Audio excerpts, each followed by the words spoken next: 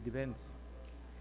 So I have like 12 registered, but usually it's 3 or 4 I think.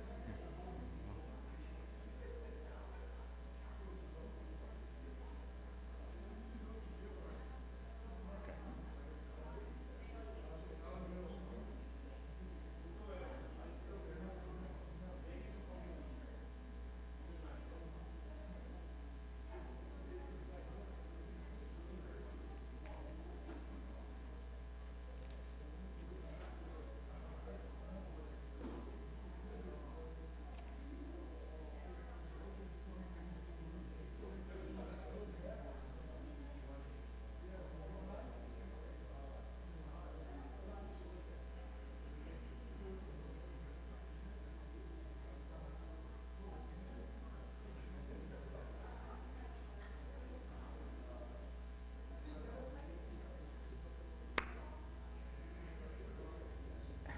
So today we are going to discuss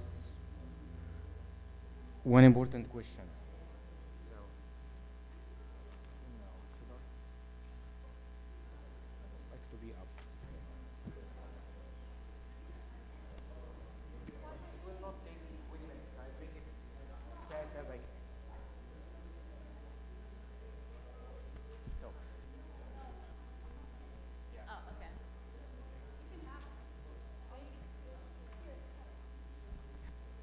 Okay. So, just a quick questions. You should write to. Yeah, it's just no. You don't need write, but this is what we supposed. To do. Yeah. You should write here an answer for this question. Okay. To make it easy, okay. So let's like one answer, the best answer for each of you. So if someone asked you, why are you Christian? So what would be your answer? Untainted. It's untainted. It's not changed. I love Jesus.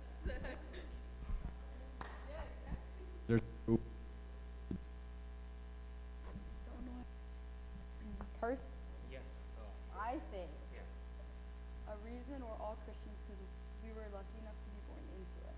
I think we could have different answers if someone, like, for example, weren't Orthodox and they were like Catholic or something. But we were lucky enough to be born into it. But let's say if I was something else, I don't know if I would have been Coptic. Do you know what I mean? Yeah. So, but if I would like to argue with you the main three, okay. Do you have any other answers? Okay. Let me show you here. Don't play.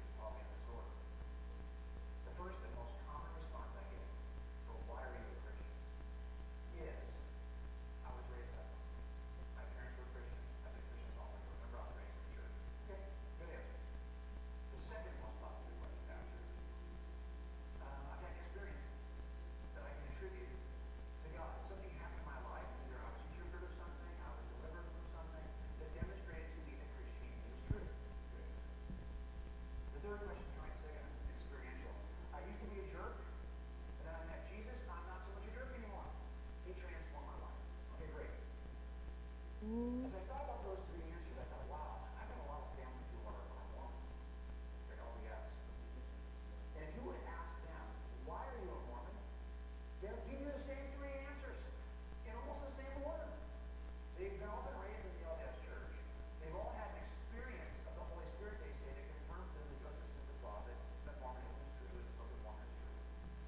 Do you see the problem? That our answers, they turn out, don't just sound like Mormon answers, they sound like Buddhist answers, like Muslim answers. In any one of any world, you can say the same three things. I thought, well, okay, we need better answers. We need to know if this is true evidentially. Because otherwise, we're not sharing our testimony with each other, right? But I've got a testimony, or they've got a testimony, and this is a testimony. How do we know if either of our views is actually true? And you can see that Your answers are true, but it's not enough. It's not enough. When I ask you, why are you a Christian, it's not enough to say that I was born a Christian because I love Jesus. Jesus changed my life. There is evidence that Jesus was there and he did all these things. Yeah, any other religions or cults can claim same answers. But let's now revisit the question again. What are you, why are you Christian? So sorry about this. So, one good way to think why we are Christians, because you can say that because I compared Christianity to other religious or cults, so I decided to be a Christian, especially if you are speaking to a non-believer who were not born into and raised as a Christian. So, if you to choose your God, what attributes of Godhood you would like to have in your God? Just think, don't look at the screen. What do you want from your God? To be what? To be like what? Merciful. Merciful, Forgiving. forgiving, Um, loving.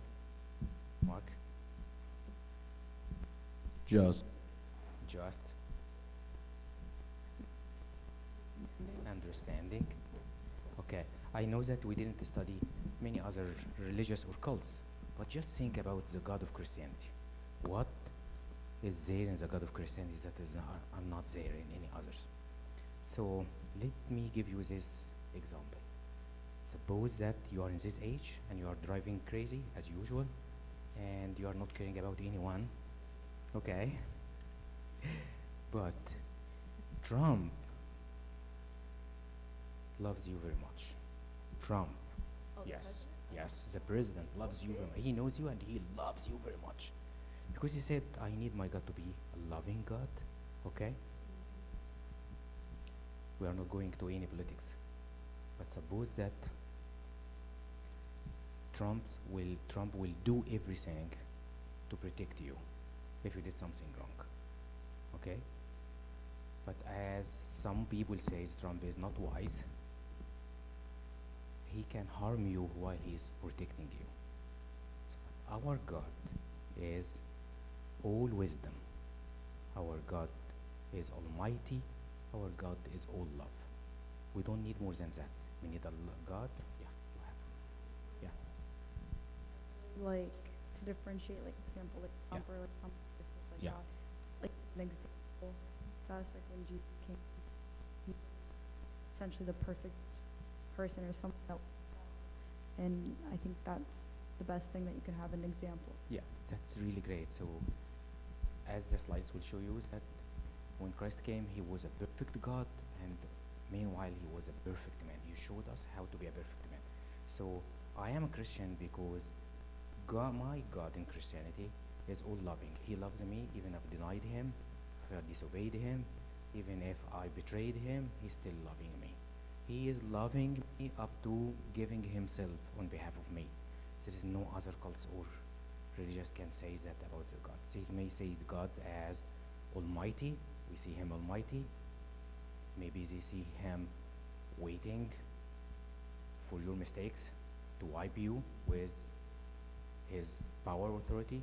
But our God is not like that. And we have that in reality. He came to us. He came to us to what? To do what? We do it in the creed. So for us men and for our salvation, he came down from heaven. So the main title of coming is for our salvation. But does he just saved us, or he did many other things besides the salvation? I think that's the one thing that differentiates Christianity between the other religions. Is Yeah. that in all his divinity, he came and That's it. humbled himself to us so that we could see. Yeah. So it's not just blind. The rest is blind, but Yes. we have to see. Yes, that's really true. Yes. I also think like comparing and like other studies, we've seen that other people do stuff for God, like oh, I'm gonna fast for God, Yeah. but we are fasting for ourselves so that we prepare ourselves He for fasted sin. in behalf of us. And he Yeah. fasted and died for us, so That's totally Something true. we need to All think. other religions or cults, yes. And a lot of like the other religions, the person that they worship isn't humble. Like our God came down in the form of man, Yeah. sacrificed himself. So you, thank you. You Endured made it toward- easy yeah. for me. You made it easy for me. All other religions or cults, man seeks God. He's doing many other things just to please God. We are not doing that. We are not doing things to please God. We are not seeking God. He sought us. He came for us. If he didn't care for us, or he doesn't care for us, or will not care for us, he could lift all the humanity doing whatever, and then at the end there will be punishment. But he came to save us. There is no other religion made this. And by coming to us, he experienced all what we are experiencing. He hungered, thirst, he experienced death of beloved ones, he experienced pain, he experienced all the tribulation and the afflictions that we are experiencing. So he has empathy towards our weakness. That's why he is forgiving. So he is loving and forgiving. That's a great one. But the other questions, to choose a religion is not only who is the God of these religions, what are the characteristics of the God, okay? That's one aspect. But the second aspect is that what is the value of me in this religion? What is the value of human in religion? So with Christianity, what do you think? You may think about cults and religions and see it's like describing us as evolution aspect of the nature coming from monks or coming from inferior creatures that we are became human after that, or some other saying that we are just materialistic things full of desires and lusts and chemicals and so on. Are you happy with this description? Are you happy that someone describes you as just like an evolutionary version of an animal, or just chemicals? And what do you think? Well, I don't think that's a necessarily fair question, because if you look at the Jews, Mhm. they believe they're highest ranked among men. Yeah. And that doesn't, like, what the religion says about you doesn't really add on to the religion too much, in my opinion. Mm-hmm. Because anyone can go and make a religion and say we're the greatest among men. Yeah. So I don't think that's I like, totally agree, but my question will appear to you now after a few minutes after I hear from all that it's not related to what we think about ourselves in comparison with others. I'm speaking about what you think about all the humanities, not among Christians in comparison to Jews, or Jews comparison to other people. So do you have any other ideas? I think, at least in Christianity, it gives you a set of morals, Mm-hmm. and some like people can argue that like, oh, it's like telling you how to live life, or like things that you're not supposed to do. It's forbidding you. Mm-hmm. I don't think there's nothing in Christianity that like we have, yes, our commandments, Yeah. and we can sin, but I think a good part of Christianity is, at least our church, we talk about free will a lot, in the way that we can choose to do whatever we want, but it's us who wants to come back to God. No one is forcing us to do anything, and I think Christianity gives us a set of morals we can abide by, and if we don't abide by them, we can confess we're human. So I think it just gives us a good like way to how to live life. As I said, as we discussed, these are personal questions. That there is no wrong and right to it. So if I can add to this, I just remind you about we were created on the image and likeness of God. humans, we carry his image. So which religion or culture or cult or beliefs thinks that human is exactly a copy of God? It's not a copy of God that God has a head and two eyes. Or we are in his image because we are wise, we have the free will, because God has a free will, and also God is so wise. So we had this wisdom, and we has this logic, and we has a free will. He didn't give this to any other creature, but he created us. Actually, one of the church's father said that God, by his beforehand knowledge, he knew that his creation of the human, they will fall in sin, and he will come and save them because he knows everything. He knows everything. So he chose this image because that's the image he liked it to be when he is incarnated. So he made us like him, and he would like us to live like him. It's like he is having all the divine nature, meaning, for example, all holiness. He gave us a part of this holiness, so we became holy like him. Not exactly like him, but we have a bit of his attributes. He's merciful. He gives us his mercy in our heart. He is knowledgeable, so he gives us to know him. He is and he is and he is and gives this to us. So that's the best copy of human that can be. And I think it's impossible for us to be exactly like God because we're only human. Of course. So I think just having a good example in striving, I think that honestly that's what it means to be a Christian, to just strive to be in the likeness. That's really great. So please remember that we don't know everything about God, even in Christianity. There are many things about God that we don't know because we cannot comprehend God who is surrounded or unlimited into a limited mind. So we know what he declares to us, and that's also another merit.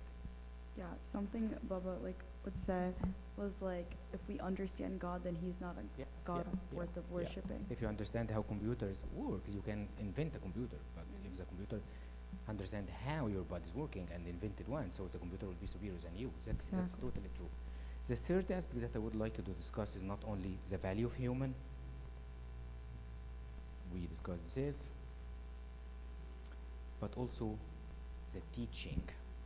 Okay, I read this part about God in Christianity.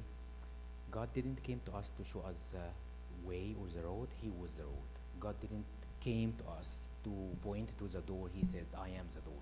God didn't shed a light to us. He said that I am the light. So his message was himself. So in any other religions, if you take off the main one, the prophet or the one they worship, still this religious can stand. So if you took Muhammad out of Islam, the Quran will stand and people will believe in it. Or if you take Buddha from the Buddhism will start because it's just a bunch of virtues and something like that. But if you took Christ out of Christianity, Christianity will never stand. If you So take we- Christ out of for the Jews, they won't. Yeah, that's it. Jews is still waiting for him. Yeah.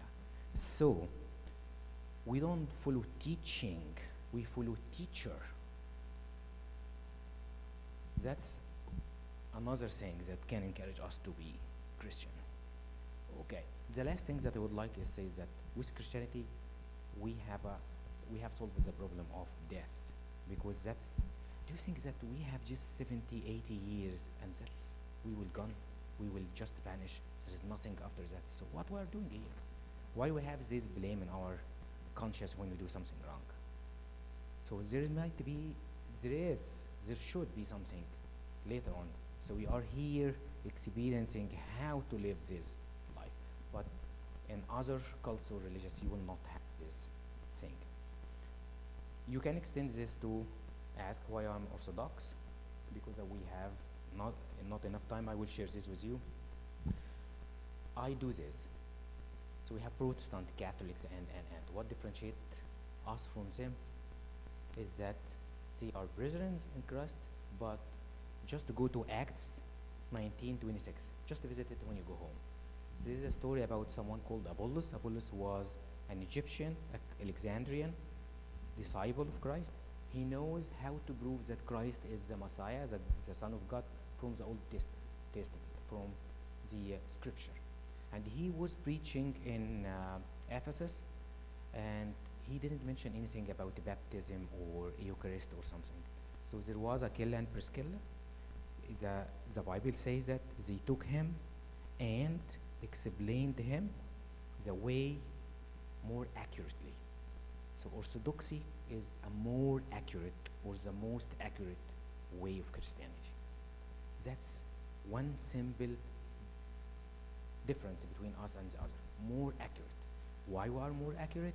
Because we are stick to what we have received from Jesus, from the disciple, from the apostolic students of the disciples, and we kept it. There is no incident in the history of our church is that we went out away from these things that we received. So we are the most accurate explanation of yes. I have a question. Like for people like outside Yeah. of Orthodoxy, Yeah. could they argue that, like, what would be the response of, you guys should keep up with the times? Yeah. Do you know what I mean? Like, Yeah, yeah, it's yeah, old yeah, teachings. yeah. It's not modern. That's a good question. That's really a good question.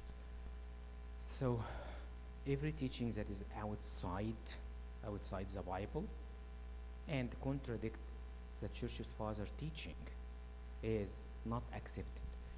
So for example, there is nowadays a debate on how we can explain the Trinity in a more modern example. So for example, the church father explains the Trinity like a spring of water, and then there is a river coming from this spring. So there is no way that the spring is present before the river. So the Father and the Son, the Holy Spirit are present together since the beginning. There is no one superior. There is no one present before. They used this. They used the sun with its rays and the heat of sun to explain the Trinity.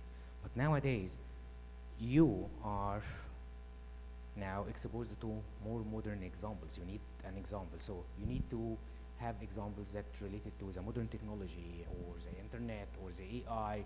So you are not forbidden to think about an example that is okay, but give it the main best way the Father explains the Trinity to us. So we are searching for ways. So for example, yes. So if it's according to the Bible and the church's fathers believes, you can rephrase it or you can redo it. So for example, what do you think about the rites? Do you think that all these rites of the liturgy came all at once, all at year one? No. So how they added, for example, Heaton Brisbane?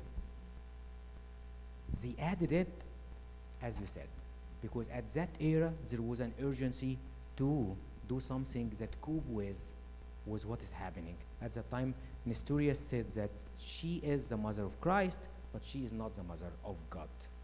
So in order to make the faith of the people stronger, so we had Heaton Brisbane or Theotokos, which is the mother of God, and so on and so on and so on. Okay? Well, I also don't think that there's a need in Orthodoxy, and that's the beauty of Orthodoxy. There's no need to keep up with the modern times. Yeah. It's like the elegance of the church is that Yeah. it hasn't changed. And if we're changing, we're conforming, then we're no different than the sects of the church. We cannot change the way we worship, but we cannot change how we believe in what we worship. Okay? So you can change, for example, so you can change the timing of the liturgy. And instead of having a liturgy of 6 hours and people standing, there is no benches. We added benches.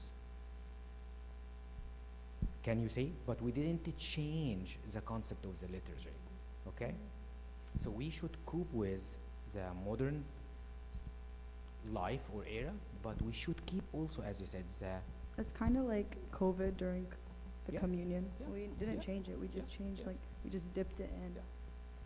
The last one is why you are Coptic, and here is one thing that I would like you to remember, because this is the conflict between most of the fathers or the parents in this church and all the churches in Filmahgar with their kids.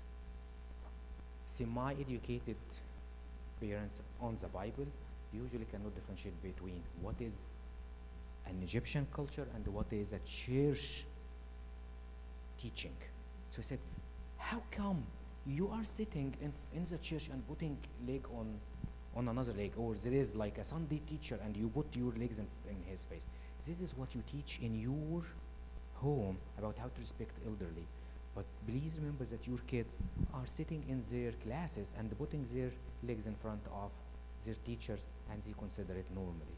So please don't forget that we have some part of what we do in the tradition or in the rites that came mainly from the land. If it's not suitable here, there is no offense to change it or not follow it. But we have to follow what is leading us to the church's father saying and explanation. But there are many other things that is very important for the church in Egypt. First, I leave this slide for you. There is a prophecy about the church in Egypt. It's the only one that Jesus visited the only land that Jesus visited other than Israel and Palestine. The Theological School of Alexandria explains the gospel to us. The Septuagint Bible translation, which is the most accurate translation of the Old Testament, happened in Egypt before the birth of Christ. The church defended the faith in the ecumenical councils. All these things can make us proud that we are Coptic Orthodox. Last one. Next, Coco. Yeah. I love to end with this story. Yeah. So this is a man who fell in a very deep pit, because he was like distracted. It's his fault to fall in the pit with a serpent. And look at here. Yeah. There's one who thinks things could be worse. That's optimist or pessimist? Okay. So the optimist came and said, things could be worse. Then the pessimist came and said, things will be worse. And then the fundamentalist will come and say, you deserve this, you deserve the bed. Then the Confucianist will say, great wise man never fall into the bed. That's the teaching of Confucius. That's the teaching of the fundamentalist. The Hindu will say, my brother, you are deceiving yourself that you are in a bed. There is no bed. It's all Brahmins. That's what they explain it. Just to say 10 times that there is no bed, and everything will be okay. That's what Hindu teaches. Then this is Buddhist. He will say that you are suffering because you want to get out of the bed. It's your desire that makes you miserable. Desire no more to get out of the bed and you will live a peaceful life. A Muslim will put his hand and get you half away and say, brother, you will be a Muslim. You say no. Then he will leave you down and say, back to the bed. Okay? No, I will go. I'm traveling to Egypt, so. Today? No, I'm just kidding. So the evolutionist will say that you are a mutant. You are inferior to us. That's why you deserve this bed, not to get any more offsprings that are inferior. The psychologist will say, it's your father and mother fault, but believe in yourself, you can go out of the bed. That's all the teaching from the world, the secular one. But the only one who will jump and save you is Jesus. He will lift you. And even if the serpent strikes his body, will give you the antidote, which is his blood with antibodies against the venom of the serpent. So he saves you and he will continue giving you an antidote. So that's the difference between Christianity and all others. So you have here, this is like a brochure of 2 pages. I would like to think about it. If we fold it into 3 pieces, it will be a brochure. How to introduce Christianity to a non-believer. So I have questions. As a non-believer, I will ask it to you. Try to think about answers for it. And when you finish it, if I already send it to Canvas, you can write directly on the Word file and submit it to Canvas. You can think about it for the next 2 weeks, and let's try to read your ideas. Do you have any questions? Let's pray. Ooh, we talk, I think I'm talking about, like, if we're gonna be servants, we talk about how to, like, what are some common things a lot of the youth think aren't important in our church? Like, church versus culture, like, Mhm. when we were talking about that. And I think a lot of the things, like, for example, when I was younger, I didn't want to wear the sharp, Mhm. and I didn't know why. Mhm. Like, is it a sexist thing? Do you know what? But, Mhm. like, it's not like that. Now I Mhm. know why. But I think we can talk about things like that. Okay, so this is a good idea. I'll convey this to Dr. Nudah Nabona, Yeah. and we'll try to find someone who is able to speak about this, because these things needs research. Yeah. It's like when it's entered to our church and why. I cannot say And that it's like you should small wear the things that shirt. we ourselves don't even know. Why do we Yeah. do that? Yeah. How can we explain that to someone? Yeah. For Yeah. example. Yeah. So I'm trying to get out of what I'm witnessing with my three Yeah. daughters. What are the questions that you will face when you go and serve them? Right. So that's a good thing. It's like what differentiate between a church teaching and the traditional things. I will ask them to prepare someone to speak about Thank that. you. And Yes. do you know when do we take the exam for this? Do you know anything about We should that? have the exams. maybe I believe maybe after the convention is finishing. Maybe this is the last thing and then you will have exam. I Okay. don't know. Oh, a good idea. It could be before like the new Sunday school. Mm, So that we can, Some, I believe this new one is 2 years. But for some of you, because you were there in the previous cycle, there is a certain amount of attendance. Yeah, You yeah. can ask Dr. Noda about it. I'm not responsible for the graduation thing. I'm just, helping with the Canvas thing. By the way, there are many questions on Canvas that you didn't try. There are many assignments on Canvas that you hadn't try. And I'm afraid he may consider this as missed points. Yes, yes. So try it. It's easy. Sure. It will not take few. So let's go. I know that you need to go. Yeah. Please say, Our Father who art in heaven, hallowed be thy name, thy kingdom come, thy will be done on earth as in heaven. Give us today our daily bread, and forgive us our trespass, as we forgive those who trespass against us. Lead us not into temptation, but deliver us from the evil one. Christ Jesus our Lord, for thine is the kingdom, the power, and the glory. Thank you for being here, and enjoy the rest of your day. Thank you. Thanks. It's 4, I can remember. Thank you. Don't forget. It's important. Thank you.